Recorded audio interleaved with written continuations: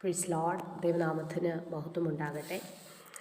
എന്നെ ശ്രവിക്കുന്ന എല്ലാ ദൈവമക്കളെയും ഓർത്ത് ദൈവത്തെ സ്തുതിക്കുകയും എല്ലാവർക്കും യേശു കർത്താവിൻ്റെ നിസ്തുല്യനാമത്തിൽ എൻ്റെ സ്നേഹവന്ദനത്തെ അറിയിക്കുന്നു. എനിക്കിന്ന് പങ്കുവെപ്പാനുള്ള ചെറിയൊരു ചിന്ത, പ്രതികൂലത്തിൻ്റെ മധ്യത്തിലും ദൈവത്തെ സ്തുതിക്കുക. ഇത് ഞാൻ പറയുമ്പോൾ എനിക്കറിയാം, നമ്മുടെയൊക്കെ ജീവിതത്തിൽ അത് അത്ര എളുപ്പമുള്ളൊരു കാര്യമല്ല, കുറച്ച് പ്രയാസമാണ്. ജീവിതത്തിൽ പ്രതികൂലം വരുമ്പോൾ മനുഷ്യരെല്ലാവരും, ഭൂരിപക്ഷം പേരും ദൈവസന്നിധാനത്തിൽ ചോദിക്കും, കർത്താവേ, ഇതെന്തിനാണ് എൻ്റെ ജീവിതത്തിൽ വന്നത്? അല്ലെങ്കിൽ ഞാൻ എന്ത് തെറ്റ് ചെയ്തിട്ടാ?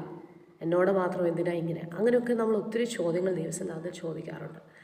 എന്നാൽ യഹോശാഫാത്തിനെ കുറിച്ച് നമ്മൾ കാണുന്നത് 2 ദിനവൃത്താന്തങ്ങൾ 20-ാം അധ്യായത്തിൽ. തൻ്റെ ജീവിതത്തിൽ പ്രതികൂലം വന്നപ്പോൾ താൻ ദൈവത്തിൻ്റെ മുഖം അന്വേഷിക്കുകയാണ്. ആ അധ്യായത്തിൽ നമ്മൾ വായിക്കുന്ന പദം ഇങ്ങനെയാണ്: അവരത്യുച്ചത്തിൽ സ്തുതിപ്പാൻ എഴുന്നേറ്റു. സ്തോത്രം. അത്യുച്ചത്തിൽ ദൈവത്തെ സ്തുതിക്കുകയാണ്. പ്രതികൂലം വന്നു നിൽക്കുകയാണ്. അവരുടെ മുൻപിൽ ചില ജാതീയ ശക്തികൾ അവരോട് യുദ്ധം ചെയ്യുവാൻ വേണ്ടി വന്നു നിൽക്കുകയാണ്. ആ സമയത്ത് അവർ അത്യുച്ചത്തിൽ ദൈവത്തെ പാടി സ്തുതിക്കുകയാണ്.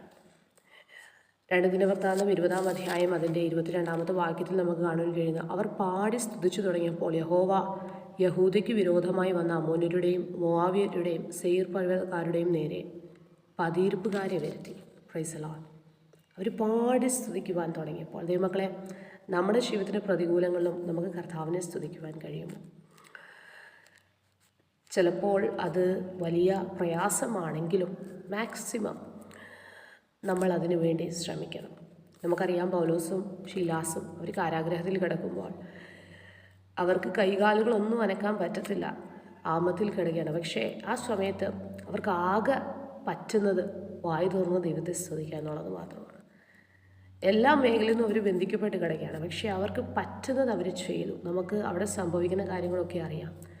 അവർ ദൈവത്തെ പാടി സ്തുതിക്കുവാൻ തുടങ്ങിയപ്പോൾ അവർക്ക് വിരോധമായി നിന്ന ചങ്ങലകൾ, അവർക്ക് വിരോധമായി നിന്ന വ്യക്തികളൊക്കെ അവിടെ അവർക്ക് വേണ്ടി അനുകൂലമായി എഴുന്നേൽക്കുകയാണ്. ദൈവമക്കളെ, ഇവിടെയും നമുക്ക് കാണുവാൻ കഴിയുന്നത്, യഹോശാഫാത്തും കൂട്ടരും അവർ പാടി സ്തുതിച്ചപ്പോൾ അവർക്ക് വിരോധമായി നിന്ന ആ ജാതീയ മേഖലയുടെ ഇടയിൽ കർത്താവ് പതിയിരിപ്പുകാരെ വരുത്തുകയാണ്.